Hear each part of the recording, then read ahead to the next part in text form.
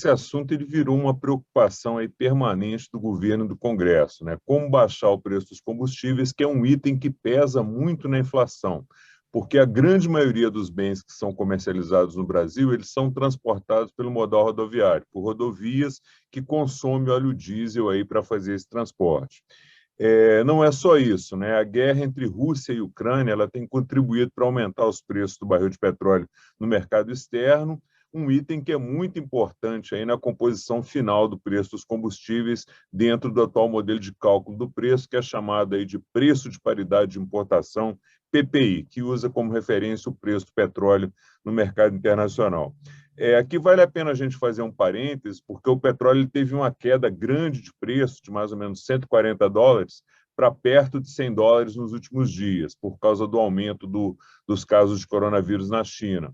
Agora, na minha avaliação, esse é um movimento rápido e, a menos que a situação na China se agrave, o petróleo vai voltar a subir de novo, né? Então, requer medidas aqui por parte do Congresso, do governo. Vamos lá, então, explicar como é que ficou o projeto aprovado aqui em relação ao ICMS e ao PIS/COFINS. O projeto de lei aprovado, ele estabelece a incidência, uma vez apenas, agora, do ICMS sobre os combustíveis, inclusive sobre combustíveis importados, com base em uma alíquota fixa em reais e não mais em um percentual, como era antes, que vai ser estabelecida sobre o volume comercializado, sobre o volume de combustível vendida. Essa alíquota vai ter que ser única em todo o país. Como é que funcionava antes? Havia um percentual, né, que incidia sobre o valor do combustível vendido, esse percentual variava de estado para estado e variava também sempre que havia uma alteração no preço. Como era um percentual cobrado sobre o preço, sempre que esse preço tinha qualquer alteração, o ICMS variava.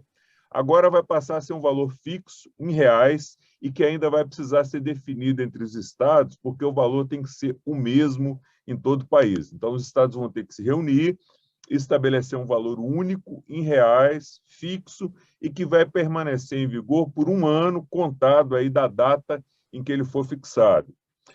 O projeto prevê também a isenção do PIS e da COFINS durante todo o ano de 2022 para o óleo diesel e para o gás de cozinha. Aí é o governo federal entrando com a sua parcela de contribuição, né? O projeto estabelece um valor fixo que vai incidir sobre o ICMS e que vai diminuir a arrecadação dos estados, e o governo federal entra também com a sua parcela de contribuição nessa tentativa de reduzir os preços aí, abrindo mão dos impostos federais, do PIS e da COFINS sobre o diesel e sobre o gás de cozinha. Como é que vai funcionar essa alíquota fixa em reais no caso do ICMS, né? Como eu já disse, ela vai incidir sobre o que se chama de unidade de medida, que deve ser a quantidade de litros de combustível, e vai ser definida por meio de uma decisão que tem que ser unânime, ou seja, valer para todos os estados, e quem vai estabelecer essa alíquota fixa é o Conselho de Secretários Estaduais da Fazenda, o CONFAZ, que reúne todos os secretários de Fazenda de todos os estados e do Distrito Federal. Essa alíquota, esse valor fixo, ele tem que levar em conta as estimativas da evolução do preço de combustíveis para que não haja ampliação do que eles chamaram de peso proporcional do tributo na formação do preço final ao consumidor. O que é isso, Márcio? Parece complicado, mas não é não. Vamos pensar aqui que o peso do ICMS hoje sobre o preço final dos combustíveis seja de 27%. Com essa conta que vai ser feita pela nova regra para calcular essa alíquota fixa, esse percentual não pode passar, não pode aumentar dos 27% que são aqui no nosso exemplo. Pelo contrário, a gente espera que esse percentual seja reduzido, que ele seja diminuído para depois reduzir o preço final do combustível.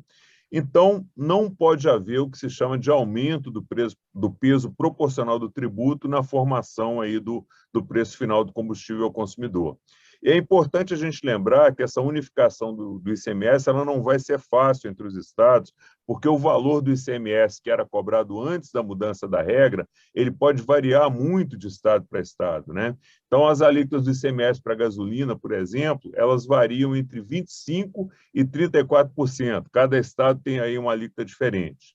E o diesel, que é o principal combustível utilizado no transporte de mercadorias no país, ele teve um tratamento especial também nesse projeto de lei em relação aos outros tipos de combustível. A proposta aprovada, ela prevê exclusivamente para o diesel que a base de cálculo da alíquota vai ser a média móvel dos preços praticados nos 60 meses anteriores à data em que essa nova alíquota foi fixada. Então, essa regra vai valer até 31 de dezembro de 2022 em cada estado e no Distrito Federal. Como você está utilizando aqui uma média de 5 anos para trás para estabelecer essa alíquota, então essa alíquota vai ser bem menor que a dos outros combustíveis, porque pega um período em que os preços estavam bem mais baixos.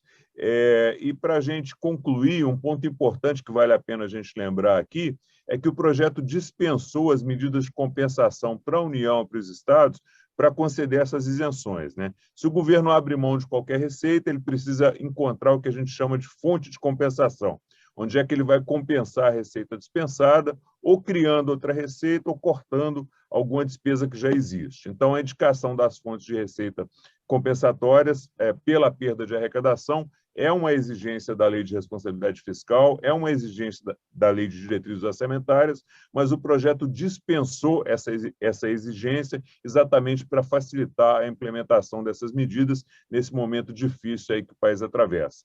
Esse é um resumo rápido, mas não tão rápido, Márcio, do que foi aprovado.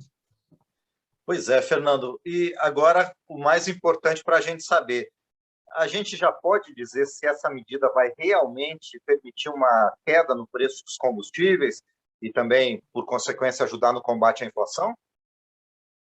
Pois é, Márcio, é difícil fazer essa afirmação por causa de duas variáveis, né? O modelo que é usado para calcular o preço do combustível aqui no Brasil e a guerra entre Rússia e Ucrânia. Vamos lá, por que é difícil? O atual modelo usado pela Petrobras para calcular o preço dos combustíveis, o PPI, que a gente citou no início, ele é considerado por boa parte dos analistas um modelo bom, um modelo de mercado.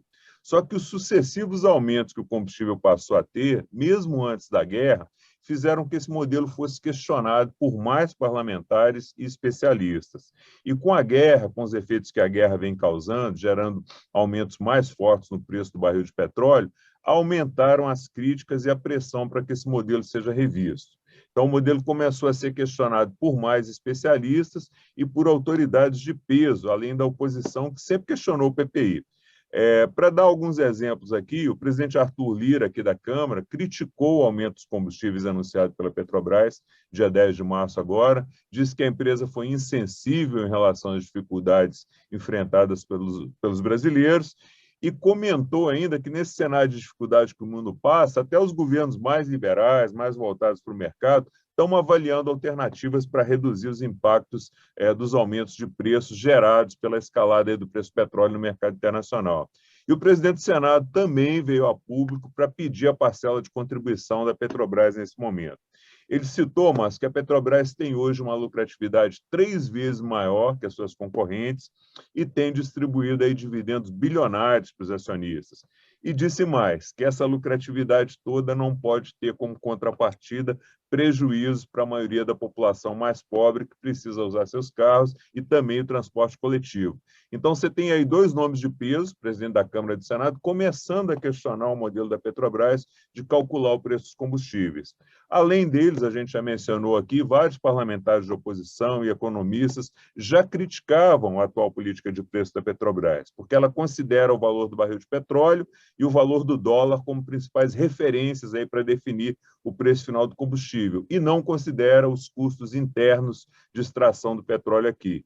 E essas críticas elas vão ganhando mais peso na medida que o combustível vai subindo mais de preço, né? Quanto mais sobe, mais aumentam as críticas. A tendência é que, com a continuidade da guerra, os aumentos no preço do barril de petróleo continuem. Embora tenha essa situação aí do coronavírus na China, isso deve continuar gerando impactos, primeiramente no preço do combustível e depois na inflação brasileira.